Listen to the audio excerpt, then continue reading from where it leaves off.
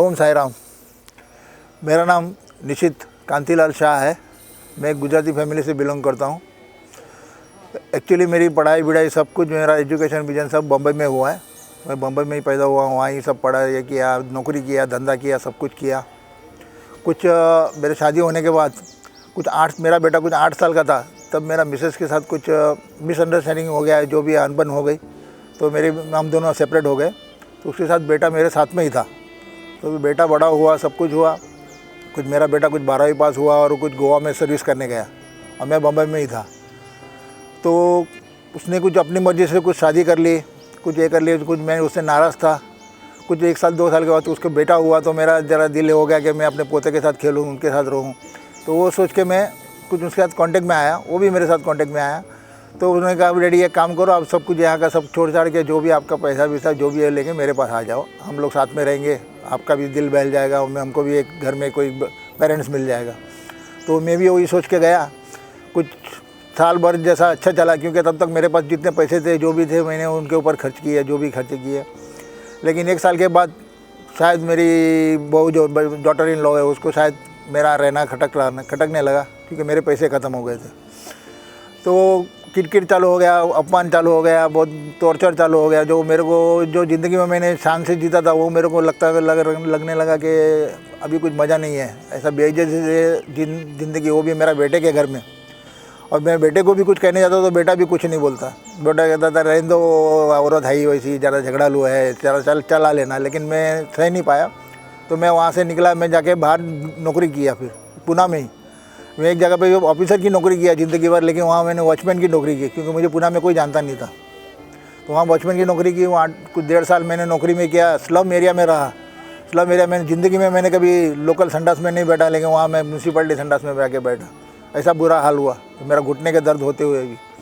बहुत कष्ट उठाने के बाद फिर हकीकत कहूँ तो आज मैं सोचता हूँ कि बुज़दिली है, लेकिन मैं सुसाइड करने का सोच लिया और पूरा प्लान बना लिया कि कैसा टाइप का सुसाइड होता है, क्या होता है, सब मैंने सोच लिया। सब कुछ हो गया, ये हो गया। फिर एक दिन सब पैसे पूरे अभी मेरे पास 1 महीना खर्च चला रख सकता हूँ, इतना ही मेरे पास पैसे थे।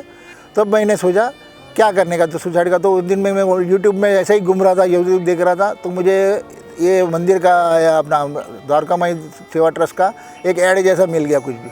वैसे मैं बहुत ढूंढ रहा था, वाराणसी में, यूपी में, बहुत जगह इधर ऐसे बूढ़े लोगों को रखते हैं क्या देखने को। तो ये मेरे को देखा, तो ये इधर का इतना साफ़ सुथरा था, उसमें दिखाई दिया, और इतना क्लीन था। और जो एटमॉस्फेयर देखा कि सब गाँव में, ऊपर से खास बात तो शिरडी का है। वो शिरडी मेरे को बहुत अट्रैक्ट किया। बोले चलो शिरडी में है वो सबसे बात। तो अभी मैं वाराणसी जाऊँ, इधर जाऊँ, ऐसा सब प्लान बनाया था। लेकिन फाइनल मेरे को प्रभु ने शायद मेरे को एक विचार डाल दिया कि नहीं, अभी शिरडी जाना है। तो मैंने वहाँ से, पहले मेरा कोई कांटेक्ट नहीं था, तो मैंने सिर्फ फ़ोन किया। वो जो वीडियो में एक फ़ोन नंबर था मिस्टर श्रीनिवास का, जो यहाँ के ट्रस्टी है, तो उनका नंबर से मैंने कॉल किया। सर ऐसा ऐसा बात है, मेरे को रहने को जगह नहीं है, कुछ नहीं है, मैं ऐसा रास्ते पे हूँ, क्या करूँ, मेरा पाँव का तकलीफ़ है। तो उन्होंने कहा ठीक है, आप अपना वीडियो भेज दीजिए, आप कैसे चल सकते हैं, क्या ऐसा कर सकते हैं, और आपका मेडिकल रिपोर्ट भेज दीजिए। तो मैंने वो सब वीडियो, मेडिकल रिपोर्ट सब भेज दिया। फिर उन्होंने मुझे कुछ 8 दिन के बाद मुझे बोला ठीक है आप आ जाइए, हम आपको देखते हैं कैसा क्या एडमिशन होता है क्या। और मैं आया यहाँ और मेरा एडमिशन हुआ। मैं एक दोस्त को लेके आया मेरे साथ में, उनके साथ में मेरा एडमिशन हुआ, सब कुछ हुआ। फिर मैं यहाँ आया। यहाँ आने के बाद, और हकीकत में उसके पहले मैं शराब पीता था, बहुत शराब पीता था, मैं झूठ नहीं करता हूँ। लेकिन उस दिन मेरे को बहुत लोग बोलते रहे कि तू उधर जाके कैसा जिएगा। लेकिन क्या मालूम क्या चमत्कार है, मैं इधर आया पहले ही रात में ऐसी शांति से सोया हूँ कि मेरे को कभी, मैं नशा करके भी नहीं सोता था। ऐसा मैं उस शांति से, बिगड़ नशे का मैं इधर सोया हूँ पहले ही रात। इतना अच्छा मेरा रात गया। और उसके बाद जो दिन आज मेरे को 3.5-4 साल हो गए, मुझे यहाँ पे कोई कमी नहीं है। ऐसा मेरे लगता है मैं शायद वो बाहर की दुनिया छोड़ के यहाँ ये दुनिया आया ना, ये मैं स्वर्ग में आ गया। हकीकत इसलिए नहीं कि मेरे को ये आश्रम वाले संभालते हैं, ये जो करते, मैं जो उनकी कुछ तारीफ़ को वो बात नहीं है। मैं अपनी हकीकत कह रहा हूँ कि स्वर्ग जो, अगर बाहर की दुनिया का जो किरकिर, जो लड़ाई झगड़ा आपस में जो वैर है, ये है, वो कुछ नहीं यहाँ पे। यहाँ पे इतना भाईचारा, इतना प्रेम है ना, सब लोग एक दूसरे को संभालते इतना प्यार से। और वो मालिक, इधर मालिक और नौकर ऐसा कुछ भी नहीं है। यहाँ काम करने वाले जो वर्कर है, जो क्या बोलते स्वयंसेवक है, वो भी मैंने एक बेटा गंवाया, लेकिन मैंने यहाँ 10 बेटे मिले मुझे। इतना प्यार है यहाँ पे। एक आवाज़ दूर तो दौड़ के आते सब, इतना है सब कुछ यहाँ पे। मेरे को लगता है मेरे घर पे भी एक घर का पंखा साफ नहीं होता था 6-6 महीना। यहाँ हफ्ते हफ्ते में पंखा साफ होता है सर, बेडशीट चेंज होता है, हम लोग का गर्म पानी, ठंडा पानी, जब मतलब कुछ ऐसी कोई चीज़ नहीं है। बीच में बिजली नहीं थी, बिजली जाती थी, गांव खेड़ा है, बिजली जाती थी, लेकिन इधर जनरेटर आ गया, अभी दिन रात 24 घंटा लाइट रहती है। इतना ऐसा फैसिलिटी तो मेरे को कहाँ भी नहीं, और कभी भी ऐसा एहसान हम लोग को भी एहसान हो रहा है ऐसा तो कभी महसूस ही नहीं हो रहा है यहाँ पे। इधर लगता है अभी तो मेरे को ऐसा लगता है, मेरे को बोल के नहीं, सबको ऐसा लगता रहेगा मेरा घर है और मैं यहाँ मालिक हूँ। और मेरी एक गवाही है सर, जो शायद किसको इंस्पायर करे या ना करे, लेकिन जो मेरी गवाही है वो मैं बताना चाहता हूँ।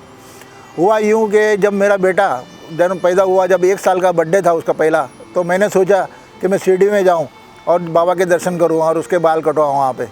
तो गया वहाँ पे, तो शिरडी आया, कुछ 4 बजे करीब मैं पहुँचा यहाँ पे, और सुबह का जो पहली आरती रहती है उसको अटेंड करने के लिए मैं मंदिर के लाइन में खड़ा रहा, बीवी को और बच्चे को लेके। तो उतने में मेरे दिमाग में आया कि अपन को कुछ हार वगैरह लेना है, तो मैं थाली लेने के लिए, पूजे का थाली लेने के लिए बाज़ार में गया और बाज़ार में जाके लेके आया। तब तक मैं अंदर, वो तब तक उस मेरे बीवी के पीछे 4-5 लोग और लोग फैमिली खड़े थे। तो मैं जाके बीच में जाके खड़ा रहने लगा। तो वहाँ का वॉचमैन आया, मुझे कहने लगा, भाई साहब आप अंदर कैसे घुस रहे हो? मैं बोला, सर मैं अंदर नहीं जा रहा हूँ, मेरा बीवी और बच्चे हैं, मैं उनके साथ में आया हूँ, मैं थाली लेने गया था, इसके लिए मैं अंदर जा रहा हूँ। बोले नहीं नहीं, ऐसे बहुत लोग आते जो भाड़े पे औरतें खड़ा करते हैं और यहाँ पे बाद में बोलते हैं हम नंबर पे।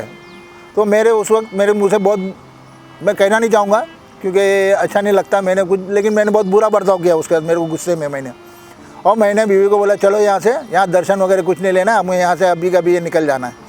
और मैं बीवी को लेके बाहर निकला। तो बीवी का कहना था कि चलो दर्शन तो ले लेते, आए तो इतना दूर से। तो मैंने बोला वो टीवी पे दिख रहा है उसमें देख लो। तो टीवी पे दर्शन लिए आए, हमने बाल बिल कटवाए बेटे का, और उसी दिन शाम को वापस आ गए। लेकिन हुआ यूँ, और सबको मैं बोलने लगा आज के बाद मैं कभी शिरडी नहीं जाऊँगा। ऐसा मैंने कसम खा ली, कभी नहीं जाऊँगा। उसके बाद ये 89 की बात है, उसमें उनके अभी कितना साल हो गया, शायद मैं आया हूँ 23 में आया, इसमें 21 में आया हूँ, तो 20 तक 2010 तक या 20 तक तो मैं कितनी बार आया शिरडी, लेकिन कभी शिरडी के मंदिर में पाँव नहीं रखा। आया, बैठा, बाहर में बैठा, बटन खाया, मच्छी खाया, ऐश किया, मस्ती किया। लेकिन मंदिर में बहुत लोग चलो मंदिर में आ जाए, जाके आएंगे। बोला नहीं, तुम लोग जाके आओ, मैं बाहर बैठता हूँ। मैं कभी पाँव नहीं रखा। और हुआ यूँ कि जो मेरा चक्कर हुआ ये सब, मेरा हालत ख़राब हो गया, मेरे को बहुत यह हुआ। और मेरे को ये फ़ोटो मिला यूट्यूब में कि मंदिर ऐसा एक आश्रम है कि जहाँ पे इतना अच्छे लोग रखता है। और मैं यहाँ पे आया, उस दिन रात को मैं सोचने लग गया कि जिस बाबा के बारे में मैं सोच रहा था कि मैं यहाँ पे कभी ज़िंदगी में पाँव नहीं रखूँगा, वो बाबा ने मुझे यहाँ पे लाके रख दिया वापस। मतलब भले मैं गुस्से में था, लेकिन मेरा बाबा गुस्से में नहीं था। उसने सोचा कि मेरा बेटा, वो मतलब बेटा गुस्से में है, शायद मुझसे नाराज़ है, लेकिन अभी मैं उसको अच्छी तरह से रखूँगा। और मैं यहाँ आया, आज मैं इतनी अच्छी तरह से हूँ, आज मैं वापस बाबा के चरणों में आ गया हूँ। ये एक मेरे लिए करिश्मा है, और शायद दूसरों के लिए, शायद दूसरों के साथ भी हुआ रहेगा, लेकिन मेरे लिए एक बहुत बड़ा, क्या बोलते हैं, मिसाल है मेरे लिए। ऐसा बड़ा करिश्मा मैंने नहीं देखा। और यहाँ की बात करें तो मैं क्या बोलूँ सर, मैं तो चाहता हूँ जितने, मेरे को लगता है पूरे भारतवर्ष में जितने भी आश्रम रहेंगे ऐसे अनाथ आश्रम, वो कोई भी इतना फैसिलिटी नहीं देता रहेगा, इतना प्यार और मोहब्बत से नहीं रखता रहेगा जितना इन लोग रख रहे हैं। हकीकत में मैं उसके लिए आभार मानूंगा अपने सर का, श्रीनिवास जी, और यहाँ के मैनेजर है अपने संजय सर जी, और उनकी मैडम है, वो सब लोग जो है वाल्मीकि सर बोल के है, मतलब पूरा स्टाफ ही है। ऐसा कोई नहीं है, कोई मालिक या नौकर जैसा इधर कोई रिश्ता ही नहीं है। यहाँ सब अपने भाई बहन, माँ बाप जैसे ही है। अपने साथ में रहने वाले कलीग भी है, वो भी सब लोग अपने भाई और बहन के जैसे ही है। तो मैं चाहता हूँ कि प्रभु इनको, ये आश्रम को है ना, हर बार फले फूले और अच्छी तरह से जैसा आज चल रहा है वैसा भी सदियों तक चलता रहे। बस मेरी यही दुआ है साईं चरण को। जय साईं राम, श्री साईं राम।